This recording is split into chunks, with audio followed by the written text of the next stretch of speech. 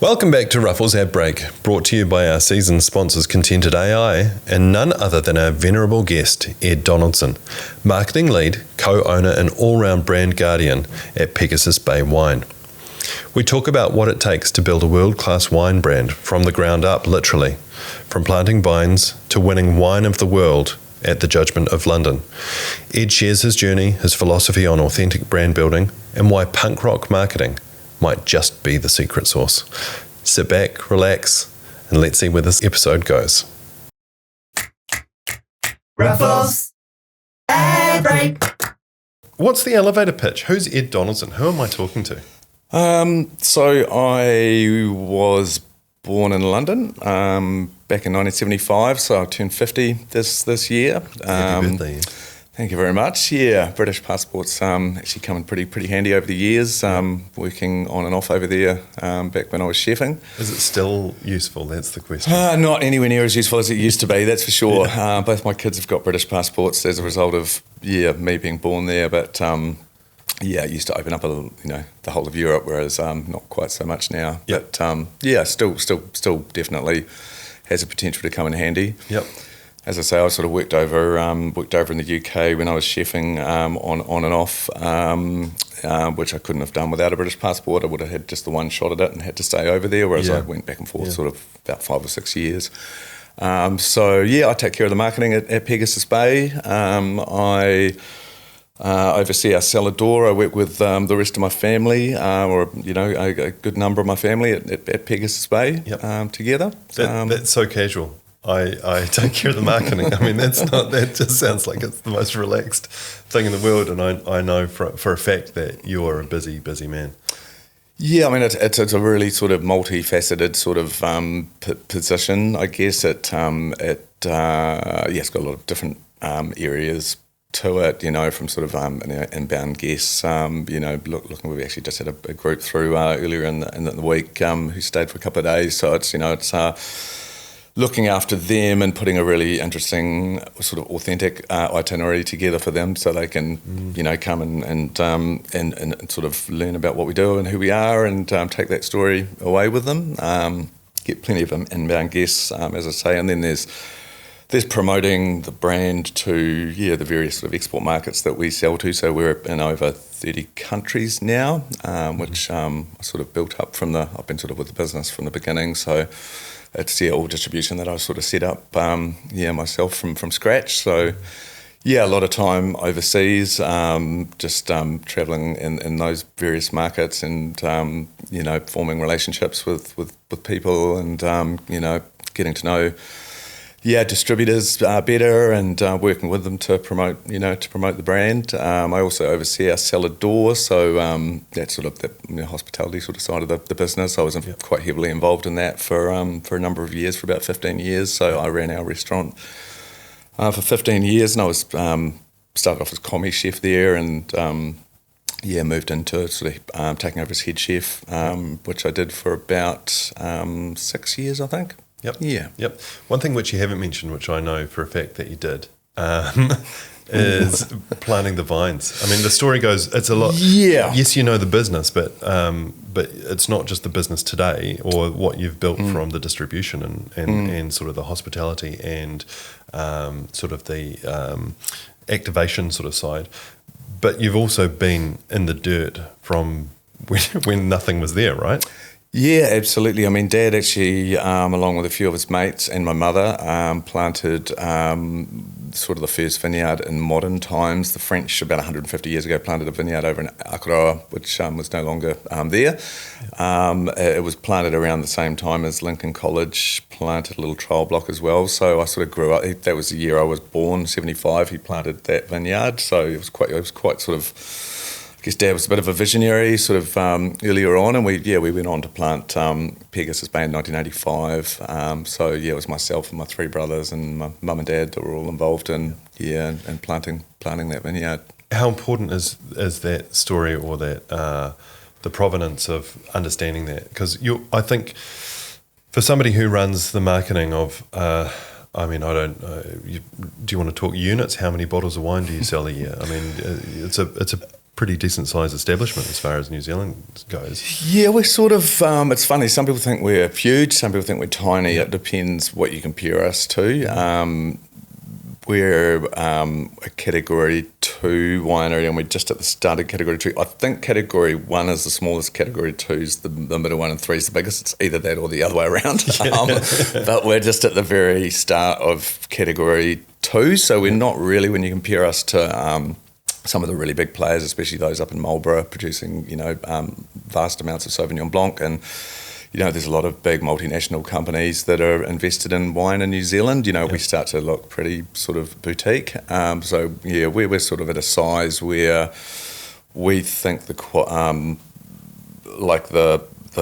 scale we are, the sort of economies of scale work, where we can afford to do what we need to do in the vineyard and in the winery to produce really high quality wine. But we're not so big that we lose focus on what we set out, what we started to make wine for, which was to make quality wine. And we haven't seen a lot of examples of wineries that are much, bigger than what we are, that have been able to maintain quality. So we're pretty sort of happy with the size that we are. We've got no ambitions to grow any bigger. We want to just keep making better and better wine as our focus. I mean, you say that easily, but when you've just won Wine of the World, not even in the category, but the Wine of the World, or was it Riesling? No, it was. The Riesling won the best wine of this year. Yeah, it's a bit of a funny. It's a reasonably long-winded way, and I'll try and think of a short way to say it. Well, because there are all the different. There was a tasting that was held back in the 70s. It was a very famous tasting called the Judgement of Paris, and there was actually a movie made about it called Bottle Shock. And it was where there was a famous wine writer called Stephen Superior that was based in Paris. He was a merchant, an English guy, merchant who got together with some French industry people, and he put on a tasting. He really believed in sort of some wines coming out of California at the time, and so he put forward a tasting that was blind, and it was basically California, Pinot and Bordeaux varietals, and I think Chardonnay as well, against Burgundy and Bordeaux. And it was all done blind, and the results were not what people were expecting at all, but both the top red and the top white were both wines from California, and all the judges were French wine merchants, and that sent sort of ripples through the industry. And it used to be thought of that always the best wines came from France or from the old world, that really changed the perception. So there was a tasting which was a 50-year anniversary tasting of that. It was called the Judgement of London, and it was the wines were selected by two people. There's Raymond Soborn, who was the head of the CEO of the Court of Master Sommeliers. So it's a very prestigious sort of organisation. I think there's only 260 or 70 of them in the world, and he's sort of the head guy of that group. And a woman, Sarah Abbott, who's a master of wine. So they selected, and they've sort of reimagined the tasting. Instead of it being just Burgundy and Bordeaux against California, it was like a global tasting. So they selected the best wines that they felt are the top of their kind of examples from around the world. So there were 16 from the New World, 16 from the Old World. One of our Rieslings called Bel Canto was selected to represent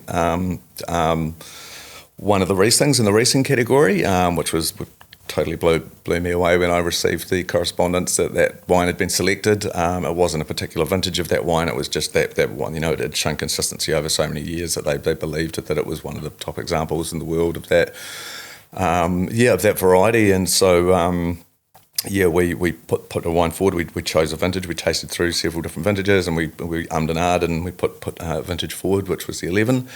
And then the tasting was held in London with 26 tasters. So it was all done blind in exam conditions. And two-thirds of the judges were either master sommeliers or master of wines.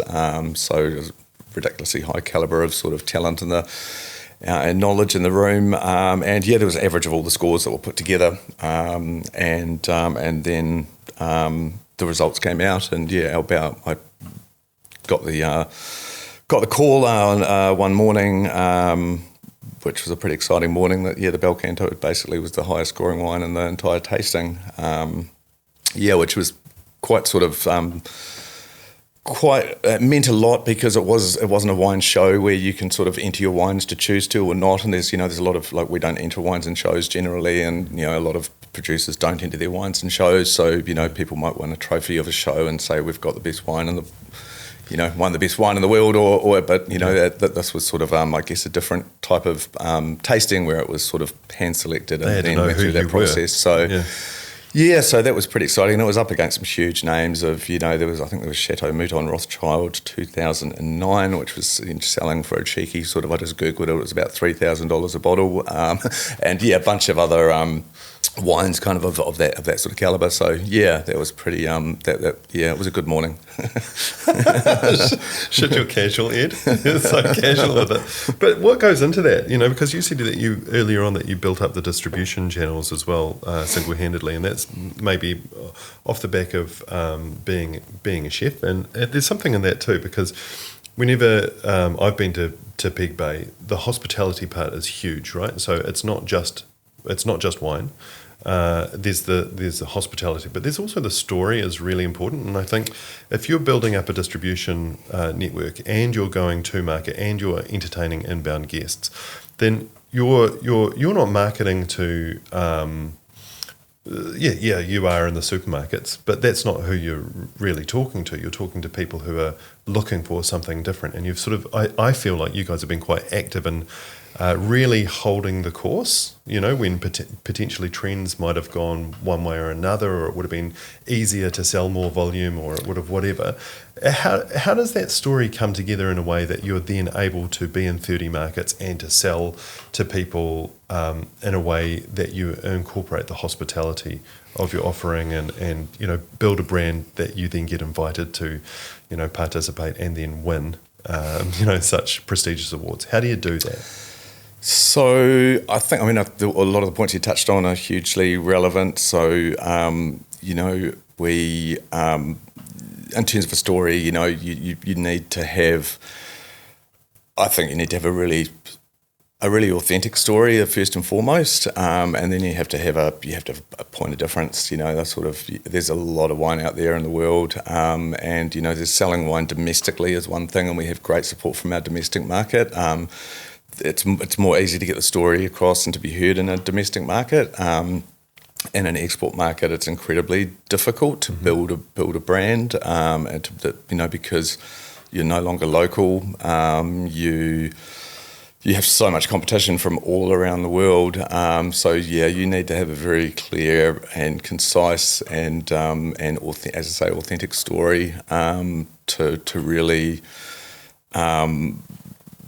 To basically to be noticed and to be respected. You obviously really need really, really good wine as well.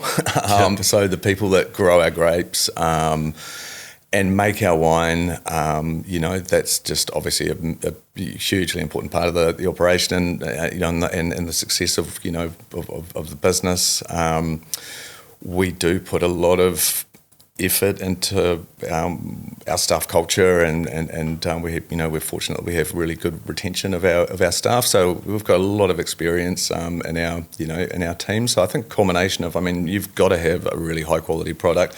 We're not the way we market our wine is very different from what I imagine they probably teach you at marketing school. I didn't go, so I wouldn't know. I kind of learnt on the fly. Great. Well, it's working. So.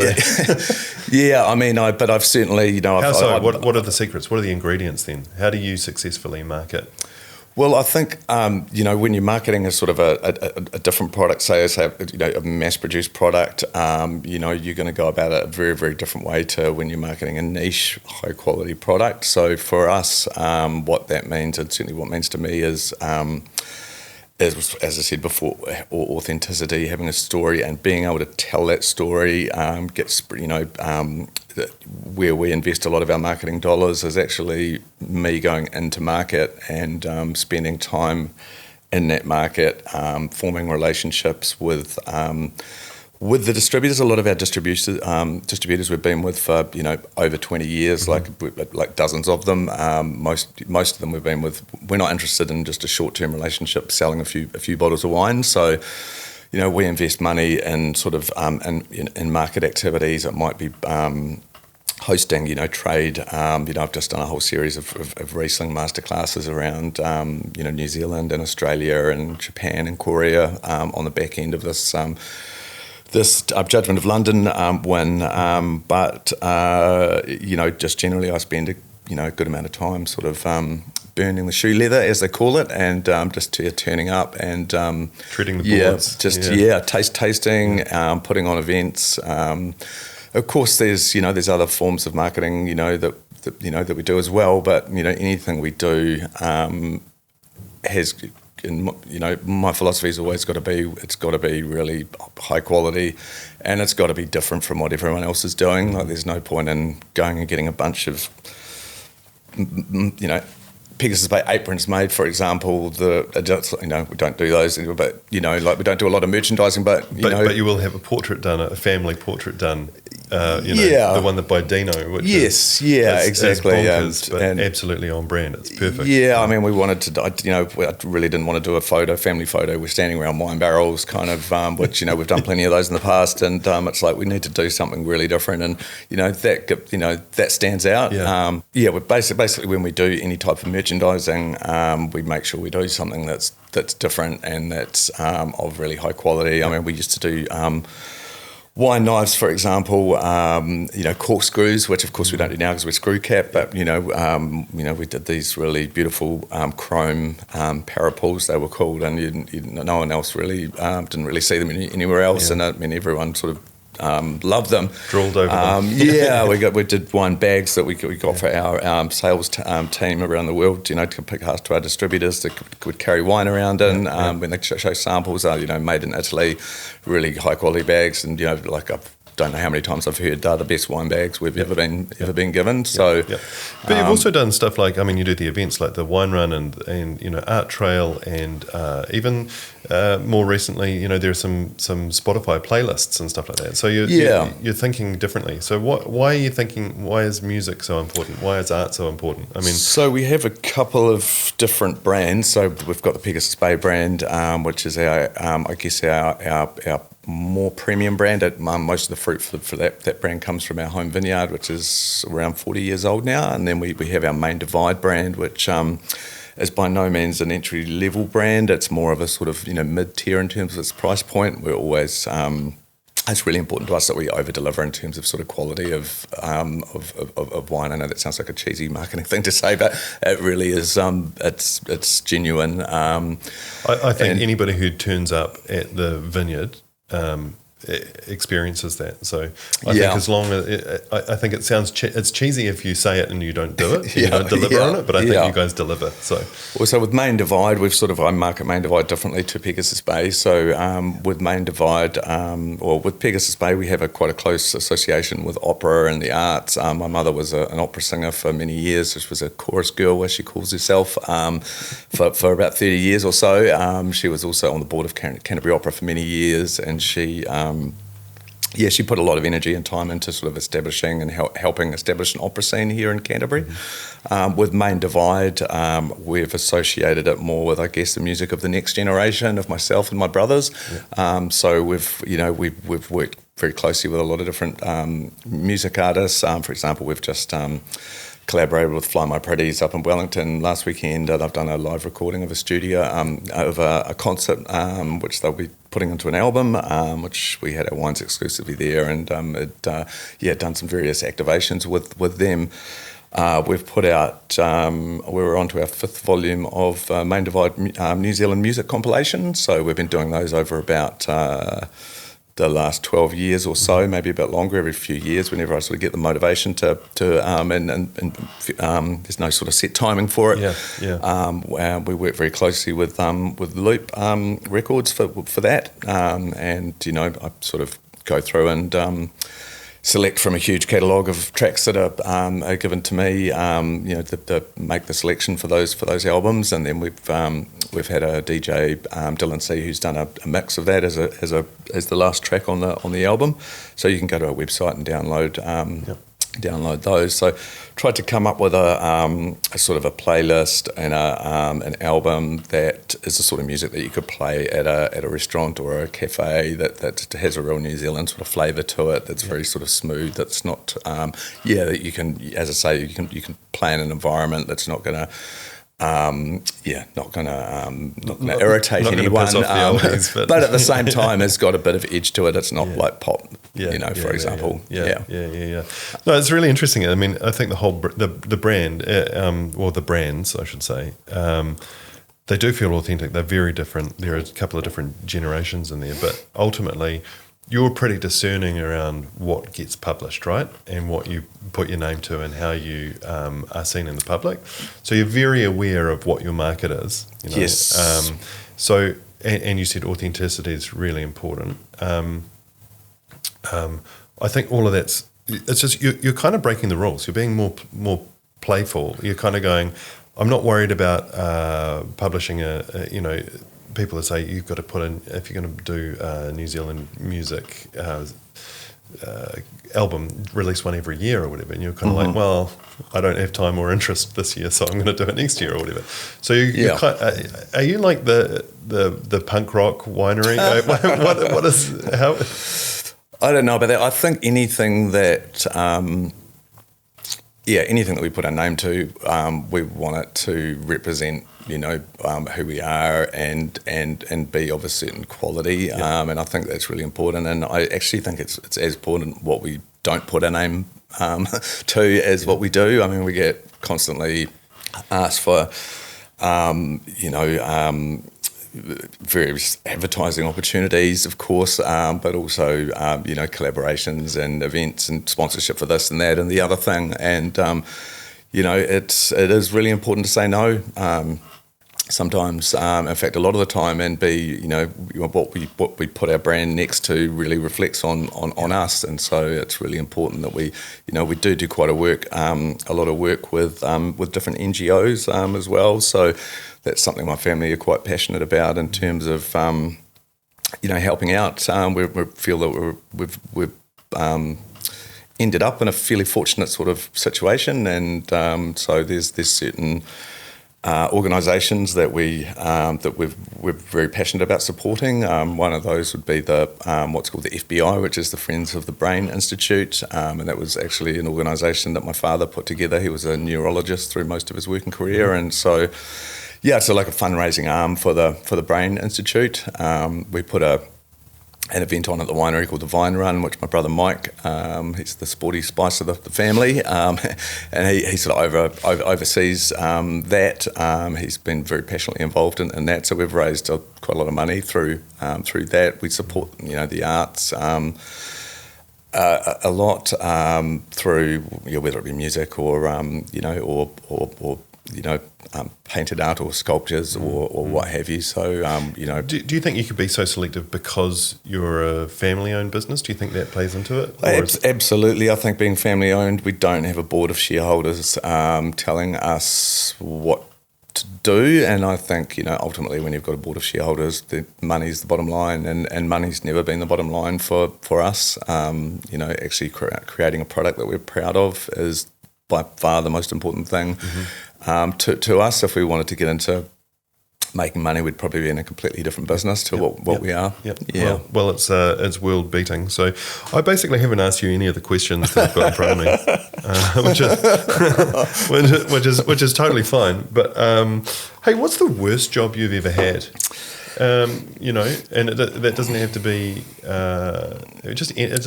What did you never want to have to repeat? I was a waiter. This instantly because what of this. I was a waiter at a restaurant called the Panda in Riccarton when I was a teenager. It was one of my early jobs, and being the Panda, I had to wear a white shirt and a black bow tie. And black pants, so sort of had that panda kind of vibe, and it was like a Chinese kind of all-you-can-eat buffet type thing. So when I say a waiter, that's like a pretty sort of embellished word. I was just pulling a lot of old sweet and sour deflates from the table and putting them into this lazy Susan, and then they went upstairs, and by the end of the shift I was just covered in sweet and sour, and it was awful. How long did you last? I probably lasted about 3 months, I'd say, which, probably not too bad given the circumstances. So you're a teenager, though? Yes. And so were you interested in food because you went on to become a chef? Yeah, I did. Was that what cemented it? I want to cook sweet and sour? It was actually my mum that, my mum's a great cook, and she's always experimenting and doing cooking, and it was my mum that got me into cooking. Myself and all my brothers love cooking. I sort of went down... When the opportunity to be to get into marketing, my parents, I distinctly remember the conversation over in Akaroa. We were over there for a family holiday, and mum and dad said, "You seem to be pretty good at selling things." Because as a kid, I was a little bit. I'll call it entrepreneurial, which is probably the polite way of putting it. But I was obsessed with making money, and I would just be come up with any harebrained scheme to make money. Yep. Some of them probably slightly borderline, but it was all about basically anything from dog walking to garden cleaning to selling my brother's rubber collection to. Without his knowing about it, did anything really that turn a dollar, to turn a dollar really. All sorts of schemes sort of came up, selling cacti and fruit from the from one neighbour to the other neighbour's property, sort of thing. So mum and dad saw that in me, and they thought, you might be quite good at selling wine. So they said, look, I've wondered if you might be interested in this marketing opportunity. We're obviously starting this winery. I knew they were planning to have a restaurant as well, and I was quite passionate about cooking at the time, and I said that I really wanted to sort of see that through and go to chef school.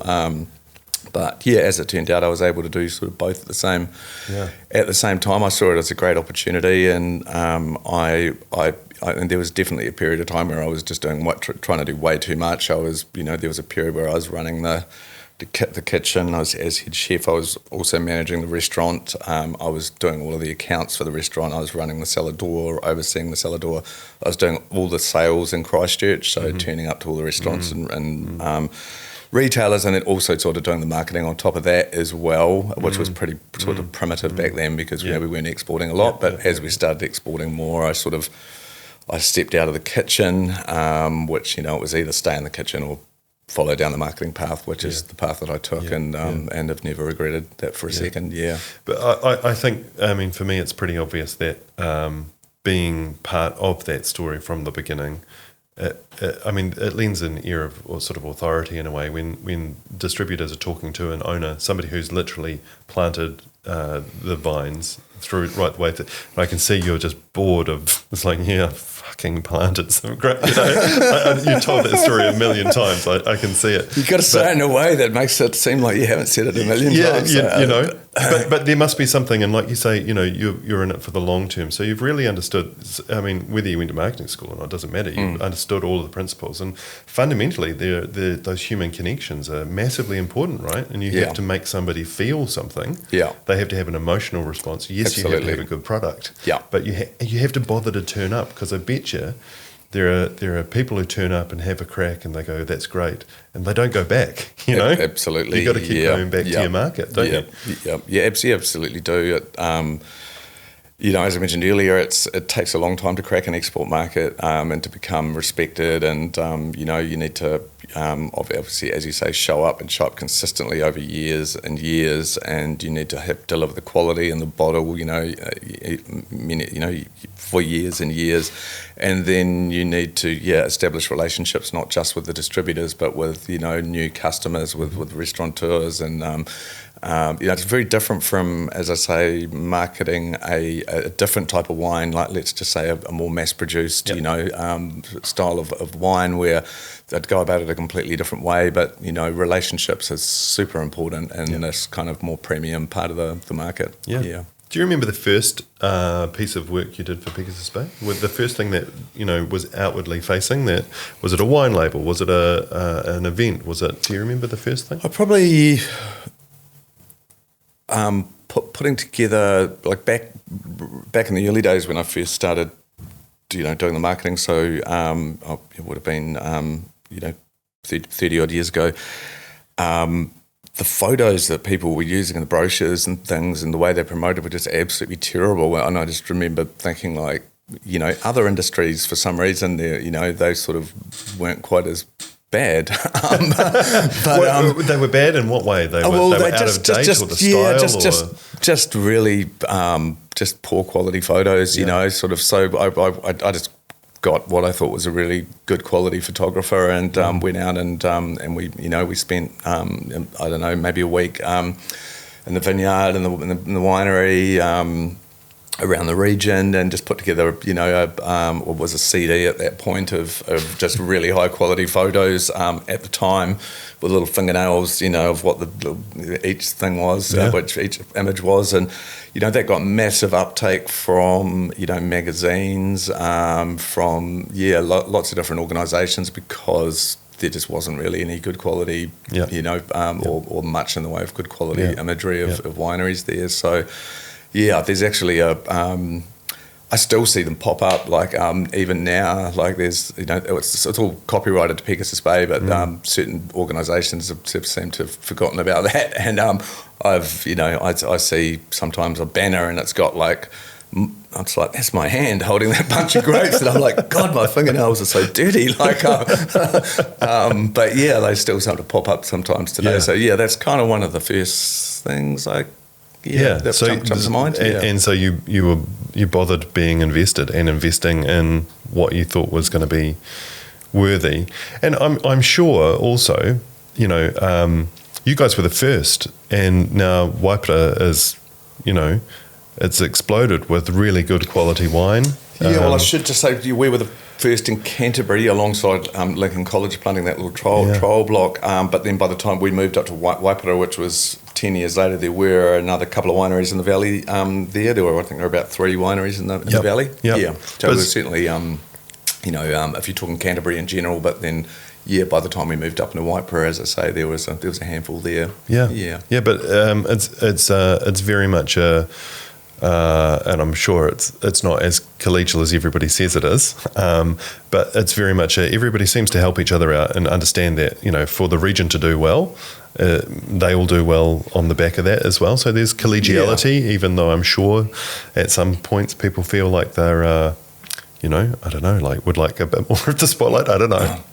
Politics. Yeah, I mean, there's always going to be politics, and you just sort of you do the best you can, and you hope that what you do helps, you know, helps the region as a whole. And you know, I quite like the fact that the Waipara Valley and North Canterbury are kind of like the underdogs, almost in a way. You know, we're able to find a good home for our wine, and, you know, plenty of markets, you know, even being that sort of, you know, less well-known, perhaps less commercial sort of region, and, you know, I'm kind of just fine with that. Quietly proud of it. Yeah. not that quietly.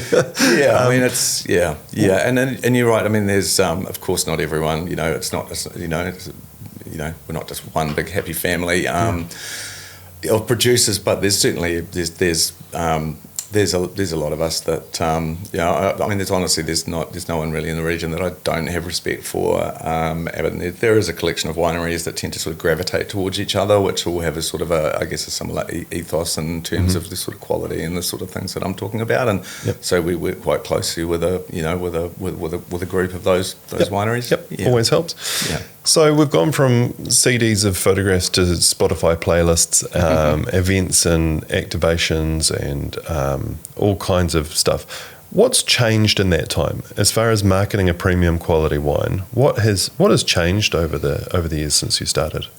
Well, 2 things that jump to mind. One thing is that the age of the people in the industry. So when I first started, I was like 10 years younger than anyone else in the industry. There was like no one I met, and obviously, you know, I've aged considerably since then. But a lot more younger people were in the industry. You know, when I was 19, 20 years old, like it was like 30 plus was, you know, that was the next sort of age break. People would often say, you know, how old are you? I'd be, I'm 20, and they're like, no, you're not. You can't, you know, because I was given a lot of responsibility at quite a young age.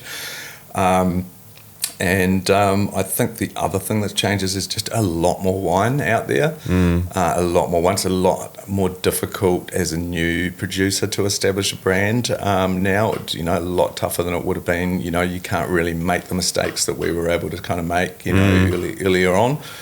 And there's, you know, there's just a lot more wine around the world. So things have got easier in a sense because our brand's become better known and that's it's become, you know, respected in certain circles and that's been massively beneficial to us. But you know, at the same time, you know, we can't rest on our laurels. You know, there still is a lot of wine out there, and the quality of wine has improved massively. You know, when we started making wine, you know, it would be quite common for there to be wines with faults in them, you know, quite standout faults, whereas you just barely see that at all now. So you've really got to be on your game. We've got to keep moving forward, like in terms of the wines that we make and the styles that we make the wines in. We're constantly experimenting and looking at different ways of improving them and making them better. And you know, you've got to keep doing that, I think, or you know, or else you run the risk of getting left behind. Yeah.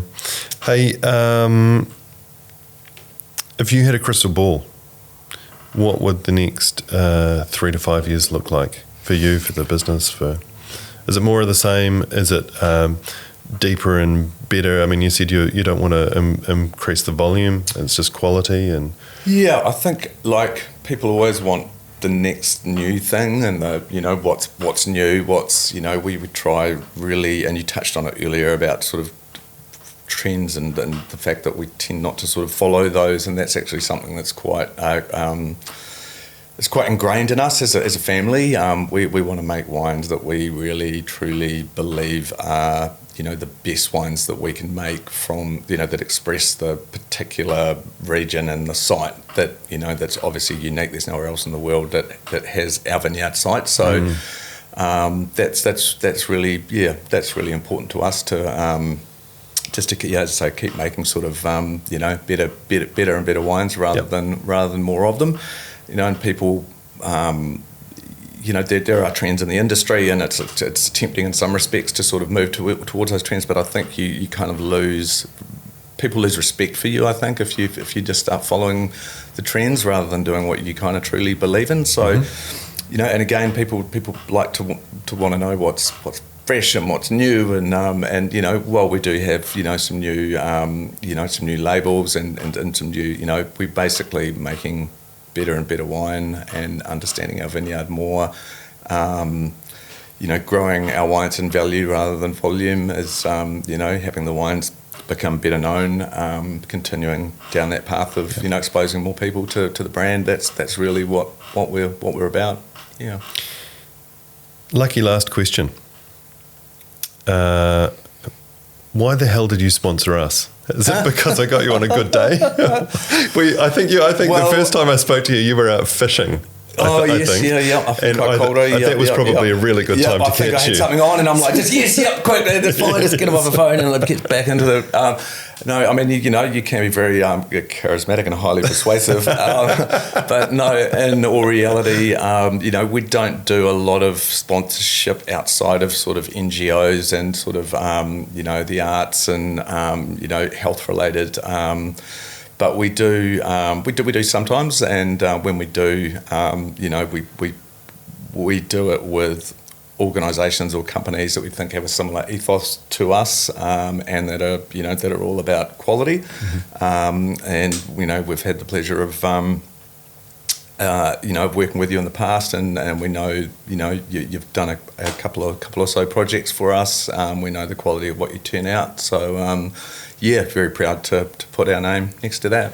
Value over volume. That's the one. Yeah. Been a pleasure, Ed. Thank you very much. Absolute pleasure. Cheers, brother. No worries. Cheers, Tim. Thanks for listening to the Ad Break team. For more on how we work or how we can help your business do better, get in touch at ruffles.co.nz. See you on the next one.